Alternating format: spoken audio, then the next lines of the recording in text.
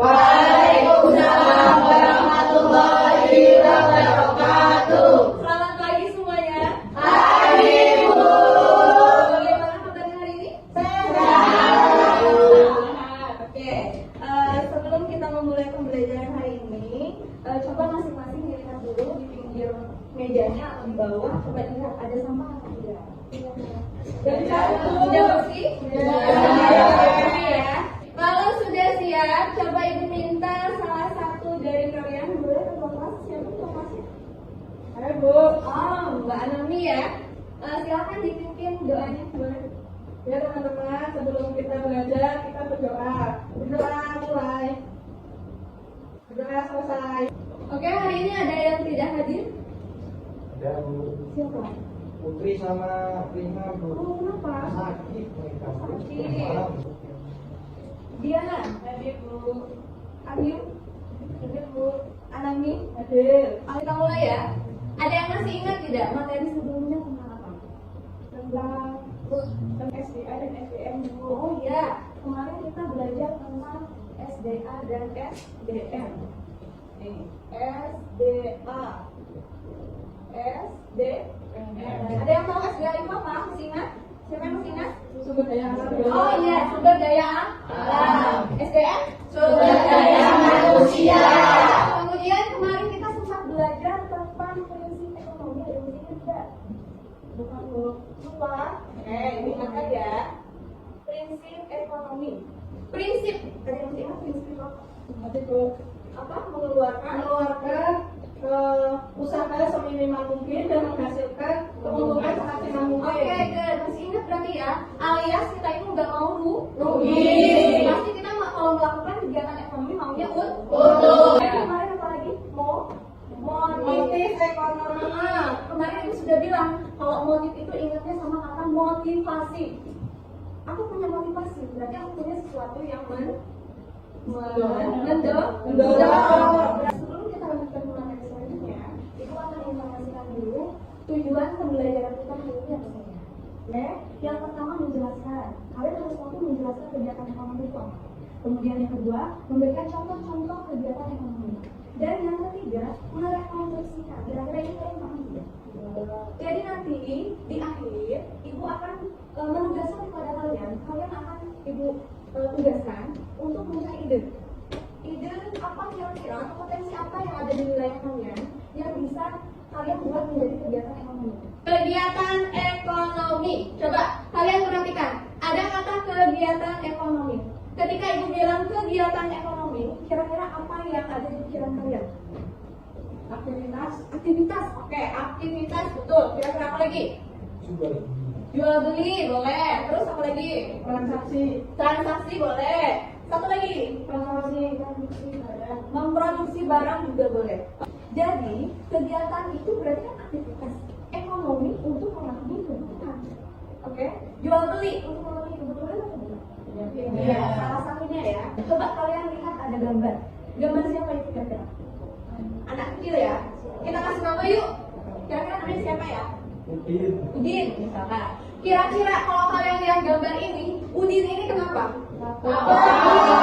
Udin lapar. Kalau Udin lapar, Udin butuh apa? Udin butuh makan. Oke. Kira-kira dia akan lari kemana? Ternyata Udin larinya ke warteg. Tahu warteg? Tahu. Ya. Oke. Nah, Udin mau makan, larinya ke warteg. Kemudian setelah itu dia makan. Kira-kira kebutuhannya setelah makan masih sama tidak? Tidak. Kebutuhan Udin tadi Udin butuh makan. Sekarang kebutuhannya sudah berbeda. Terpenuhi atau tidak? Terpenuhi. Nah, terpenuhi gara-gara dia melakukan kegiatan ekonomi. Kegiatan pokok ekonomi ini terbagi menjadi 3. Nah, yang pertama ada kegiatan produksi. Kegiatan produksi itu kira-kira apa? Ada yang pernah dengar tidak? Pernah. Boleh. Siapa? Anami. Menciptakan barang. Menciptakan, membuat, menghasilkan, menambah nilai. Itu juga sama dengan produksi artinya. Atau mengubah pun sama saja dengan produksi. Nah, ada yang tahu ini apa? Kira-kira gambar apa? Kain. Oke, kain. Boleh. Kita buktikan ya. Kira-kira ini apa? Nah, kain. Kain. Nah, oke, kain putih ini ada kegiatan apa ini? Membatik. Membatik. Airnya dari batik. Anggap saja kainnya harganya 17.000 per meter. Kain biasa. Kemudian terjadilah kegiatan dibuat nih, buat batik digambarin, oke? Dikasih gambar. Kemudian jadi seperti ini. Kira-kira harganya sama tidak? Tidak. Beda? Beda. Kemudian kain putih tadi berubah tidak? Berubah. Oke, berubah. Nambah nih nilai. Yang tadinya 17.000 sekarang nilainya 150.000. Nah, batik juga itu kan macam-macam ya.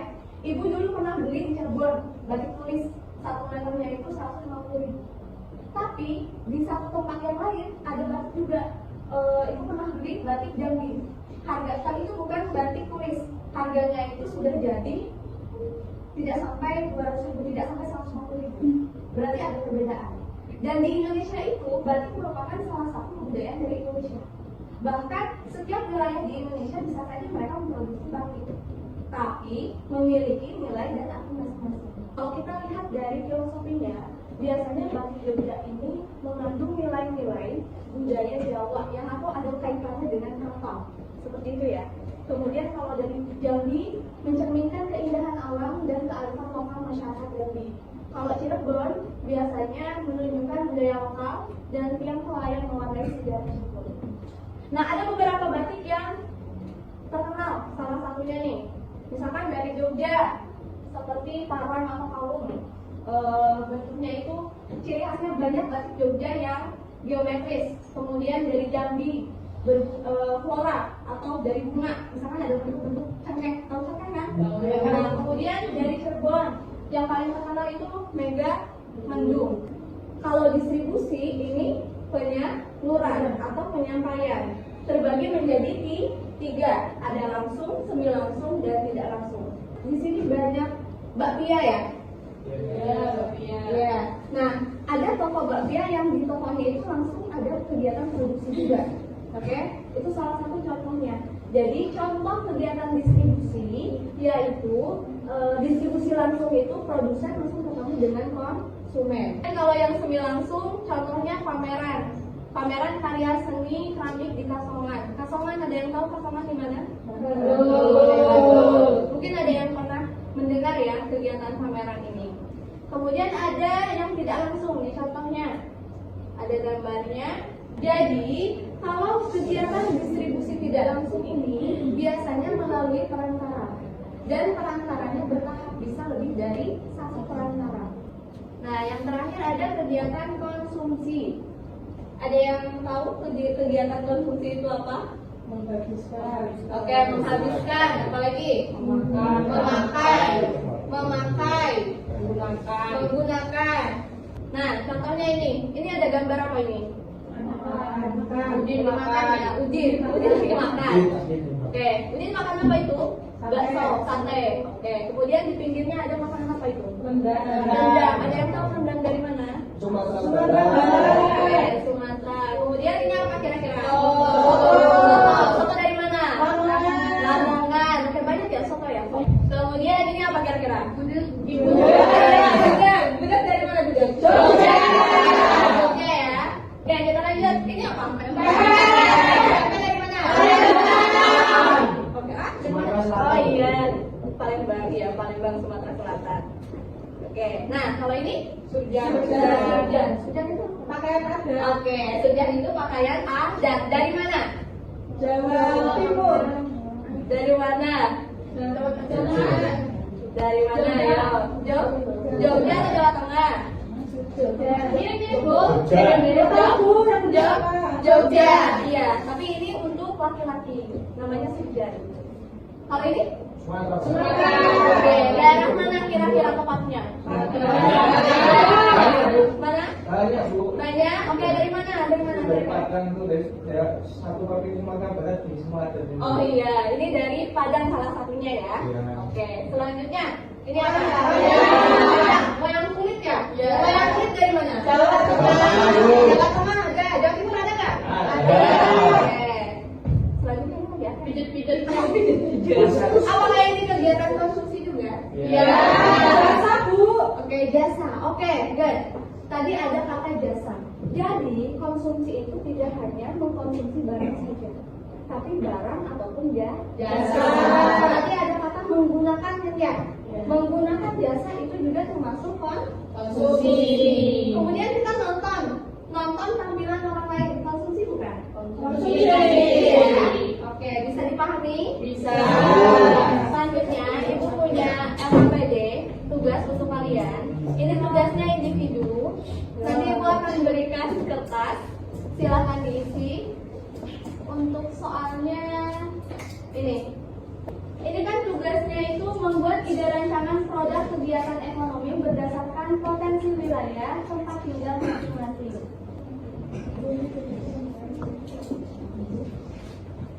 Sudah, Bu. Ya, sudah. Kalau sudah, silahkan kalian tempel di sini. Nanti kita acak. Ambil punya siapa? Kita coba acak ya. Ibu tidak tahu ini punya siapa. Nanti yang Ibu ambil, berarti dia yang akan presentasi duluan. Brownies gula kelapa. Ini punya siapa? Saya Oke, boleh silakan. Saya akan mempresentasikan hasil dari tugas yang tadi diberikan, yaitu potensi daerah di daerah saya, Cilacap. Saya akan membuat brownies gula kelapa. Ice cream salak pondo. Siapa? Di sini saya akan membacakan hasil yang saya peroleh tentang tugas tersebut. Yang pertama itu ada potensi sumber daya alamnya, yaitu salak pondo dan kopi. Coba kita refleksikan kegiatan hari ini, sekaligus kita coba cek ya, apakah tujuan pembelajaran kita hari ini tercapai atau tidak. Oke, tadi tujuan pembelajaran kita pertama itu apa? Bisa dijelaskan? Oke, jenis-jenis kegiatan ekonomi. Coba Ibu mau ngecek. Jenis-jenis kegiatan ekonomi tadi ada berapa? Tiga. Apa saja? Produksi, distribusi, konsumsi. Oke, produksi, distribusi, konsumsi. Kemudian yang kedua, memberikan contoh kegiatan ekonomi. Satu aja. Coba siapa yang mau? Anami. Kegiatan apa? Kegiatan ekonomi. Contohnya JMT, Bu. Oke. Kan dia mendistribusikan barang dari produksi ke konsumen. Iya, betul. Tujuan kita yang ketiga, merekonstruksikan ide kegiatan ekonomi berbasis potensi wilayah ke dalam bentuk tulisan. Ini sudah bisa kalian kerjakan tadi semuanya ya. Ada yang mau memberikan kesimpulan tidak pembelajaran kita hari ini? Boleh, Bu. Jadi dari kegiatan ekonomi, distribusi, konsumsi, kita itu bisa memanfaatkan SDA yang ada di sekitar kita.